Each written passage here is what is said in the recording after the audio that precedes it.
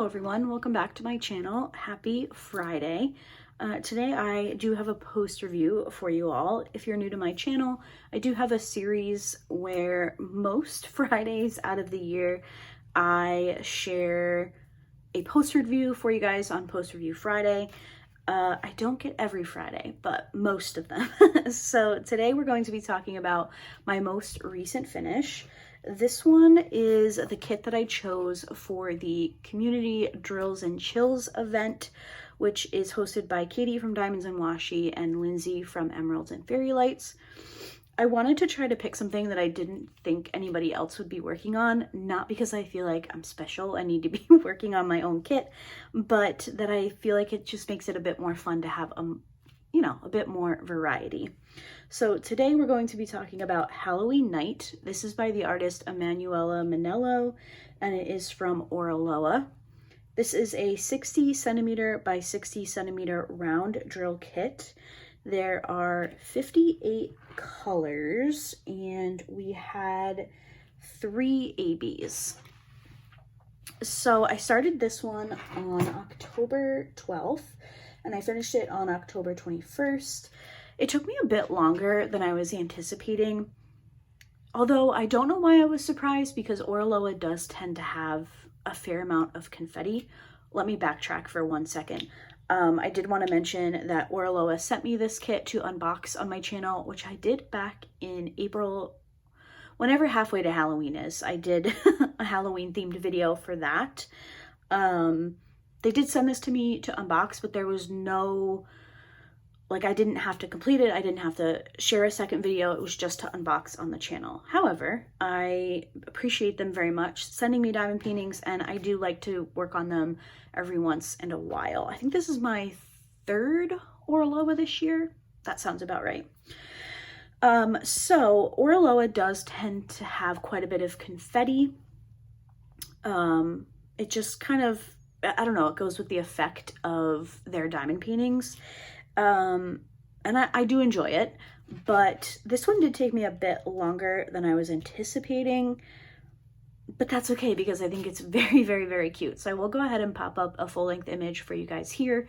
You're getting most of it in the frame, but a little bit of a distance photo is always nice. Overall, she's cute. This kit really fit the bill. Is that the saying? Fit the bill? I feel like that's the saying, but also it sounds wrong. It gave me the Halloween vibes that I was looking for. Like cozy Halloween is more my thing. I don't do like spooky kits or anything. So she definitely gave that, and the pumpkins are just my absolute favorite. Like this guy over here is so cute, and then the little pumpkin stack. Absolutely loved working on those. As far as the kit itself, let's start there and then I'll kind of talk about rendering. One of the things that I tend to talk about when it comes to Oraloa is that the guide circles are too big. Now, Oraloa does have fairly prominent guide circles. They're very stark in comparison to the drill. If you're looking at a kit from, say, Diamond Art Club, they, over the last year or so, have switched up their canvases for rounds where like the guide circle is very faint and it kind of blends in with the color that you're placing. These ones are very bright white. So the background is the correct color, but it is a little bit dark outside. I didn't get to film this video as early as I was hoping, so hopefully you guys can see okay. But the background color matches the drill more or less. Sometimes it's a little bit off, but it's not enough to like be a problem. But then the guide circles are a very, very bright white, and those can absolutely peek through when you're placing your drills. Obviously some of these are just placed poorly by me, but this one wasn't even in all the way. But the guide circles are just very apparent. So you do have to be a bit more intentional when you're placing your drills, which is fine. But as somebody who like maybe doesn't love confetti, but just kind of deals with it. Once you get towards the, for me personally, once I get towards the end of a kit, I'm kind of like, okay, can I be done now? And then I get a little bit lazy with my placing. So you definitely have to pay a bit more attention to detail when you're placing your round drills. At this point, I think I worked on 4 or 5 Oraloa kits just as a whole since I started purchasing from them in 2021, maybe. That is just something that I frequently see when I work on their round kits. I just want to give you guys another example of what I'm talking about. So hopefully you can just kind of see. And yes, I could go back and I could move all these back around, but because the guide circle is so apparent, that's why I would need to do that. Whereas with a different brand or a different company, a different kit, I wouldn't necessarily have to be that particular. Hopefully that makes sense. I feel like that's definitely kind of a preference thing. Some people enjoy guide circles and it really helps them. I think as somebody who's just been diamond painting for so long, and that's not a flex, but as somebody who's been diamond painting so long, I just don't necessarily feel like I need the guide circles.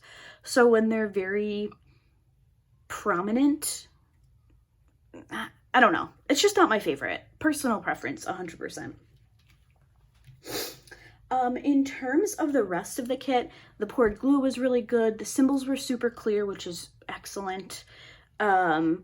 I didn't have any issues with the canvas. I quite like Oraloa's canvas itself. It's quite sturdy, I would say. I didn't have any issues with like fraying or anything. It's pretty easily manipulated on like your working surface. I use a drafting table, so often my canvas as I'm working on it will like hang down.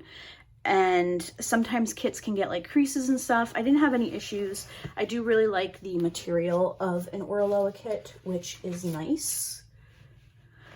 My issues with this one kind of came in with the rendering. So a couple of things that stick out to me immediately have to do with our little witch here. The first thing is I don't love her skin tone. I feel like she's very orange. So we obviously have an adorable little witch here who is a person of color, clearly.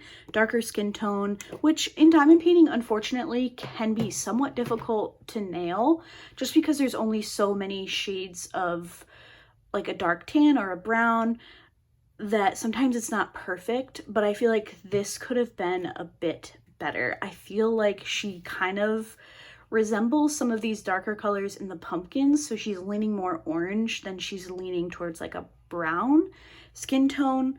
From the image, she doesn't look like she is supposed to be that orange. She definitely looks like she's, I don't exactly know how to describe her skin tone, and I don't want to be disrespectful, but she definitely leans like a warmer brown to me, if that makes sense. And I think that she comes across quite orange, and that is a bit of a bummer. And then I was afraid that this was going to happen, and I can't remember if I mentioned it during the unboxing, but our girl has a black eye. She has a strong black eye. Like, what is going on there? So her eye on the left, super cute. She has, you know, like a lighter color to show the white of the eyeball.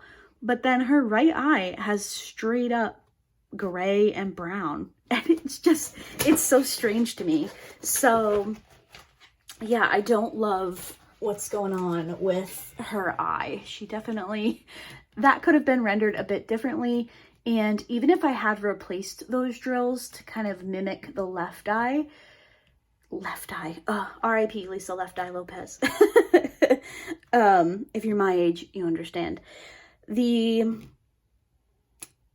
gray and like this really dark brown would have shown through with the lighter drill. So I didn't end up replacing them. If this is a square and you have that issue, I would definitely recommend replacing it. But I know that Oraloa's renderings tend to be a bit different between their rounds and their squares just by looking on the website. So if you've done this one in square, make sure you let us know if yours also has a black eye because I feel very bad for our little witch friend. Also, I do feel like the pillars or the columns, depending on where you're from, they lean very pink, and I don't quite understand why. They don't really need to lean pink. Obviously there's some shading in the original image, but there's just a lot of pink, and it's not my favorite. Now, I will say, just as a whole, computer charting isn't my favorite. I do feel like hand charting just tends to be so much smoother, and you know, you go in and you kind of adjust things. Based on the kits that I've worked on from Oraloa, I don't necessarily see that. I feel like these are computer generated, and I don't know if they go back and do any touch-ups, but I do think that these things could be cleaned up just a little bit. The rendering style is, to me, reminiscent of like a Dye Moon Shop, if you guys were able to purchase from them or see completed kits from them. It's definitely that kind of like, I want to describe it as like a watercolor effect, but I know that's not the way to describe it. So hopefully you guys are like understand the vibe that I'm talking about. It kind of has that like washed out type of image compared to something that's like super clear when rendered. So I still loved it. I still think it's a very, very cute diamond painting. I did enjoy working on it, but I do wish that it had been a bit clearer. Now, could we have gotten there with a larger kit? Probably, but the rendering style just kind of leads to that, if that makes sense. I forgot to point out the little leaf garland. I absolutely love. I love this part, and I was so excited when I finally got to work on it. If you're new here, I do start my diamond paintings on the bottom right-hand corner, so I work up from the bottom, and then I flip, and I'll do this third row, and then I'll work on the top last. So when I finally got to the little leaf garland, I was so excited. So overall, I did really enjoy this diamond painting. I would recommend working on it. I would potentially say to pick it up in a square, so you could maybe make a couple of edits if you wanted to do that. I know some people really enjoy kind of adjusting canvases to their liking. I would be interested to know, like I said, if you have a square, if your witch has a black eye, and if maybe her skin color is a bit darker. I don't know. The skin tone just seems a tiny bit off to me. So overall, it was a fun finish. It gave me all the cozy Halloween vibes. It was a really great kit to do for Drills and Chills. I did enjoy it, and I would recommend, if you're interested in it, picking it up from Oraloa. I will say, again, this kit was sent to me by Oraloa, and I do have an affiliate link for them in the description, which I do occasionally receive. What's the word I'm looking for? Referral. I get a percentage. If you use my code and my link for your purchase, I will get a percentage of your purchase. I think it's like 10% or something. I think I have it in the description. I believe it's there.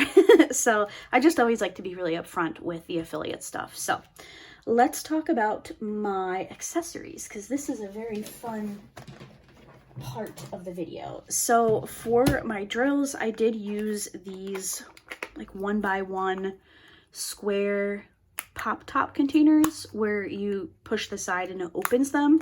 I do have these linked in my Amazon storefront, which the link for that is down below as well. It is in the diamond painting category if you were interested. And then for my accessories, I used this tray from Tori's Diamond Tools. I don't even know if this shop is still open. I will definitely leave their Etsy shop in the description if they are. These are not my favorite trays, but I loved this shade of orange. It was like perfect for this kit. I did have some problems with the drills coming out. You can kind of see that the grid lines here, they kind of like bump out a little bit towards the end, and it was hard to get the drills out. I managed to deal with it, but just something to note. My pen is from Enabler's Outpost. There are really cute little pumpkin glitters in here. Now, I do want to mention that this pen and one or two others that I have from them, I purchased during like Misfit sales. So you can see this one has some bubbles in the clear resin. They weren't comfortable with selling it at a full price. I think I got this pen for like $10. And it's a pen I use once a year, so I'm fine with that. I don't mind the bubbles. I think it just gives it like a fun look. But I do like to mention that when I'm showing this pen, because the pen is fine, it's operational, right? But if you're going to Enablers Outpost website and you're looking to buy a pen, you're probably looking at this like, oh. But again, Misfit, I have other pens from them that I've paid full price for that are great. But I will leave I'll leave a link to their website so you can take a look at what they have in stock. I do like this pen though, so just want to be upfront about everything. Next up, I used Enablers Outpost's putty. This is their Chit, C-H-I-T, in the candy corn scent. I have quite a few of these. I don't know if they still make putty, so again, check their website. I remember I bought a sampler a couple of autumns ago, and then I have some Christmas ones. So yeah, check their website to see if they're still doing putty. I haven't seen it on Instagram. I feel like Elizabeth usually posts more about their diamond paintings, so I might be wrong, but I don't know that I've seen this posted in a while. And then for my single placer, I used the Drills and Chills 2024 Wee Wax. This came out, I want to say Labor Day weekend, and I did share this in a small shop spotlight. There it is. It smells very, very nice. These two paired very well together.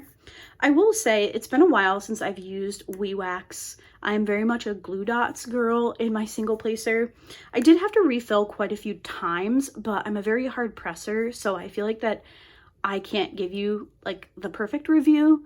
But also it's been a while since I've used this type of wax, so it could just be like a learning curve. So take that for what you will. I did enjoy using it. And then my washi tape is this pumpkin and candle one from Amanda Michelle Designs. So that is everything for today's post review. I will go ahead and pop up, I just shook the whole desk, sorry about that. I will go ahead and pop up one more finished photo for you guys so you can see this one from a distance. And I think that that's everything for today's video. I did finally do my Halloween nails, so I have them for all of next week's videos.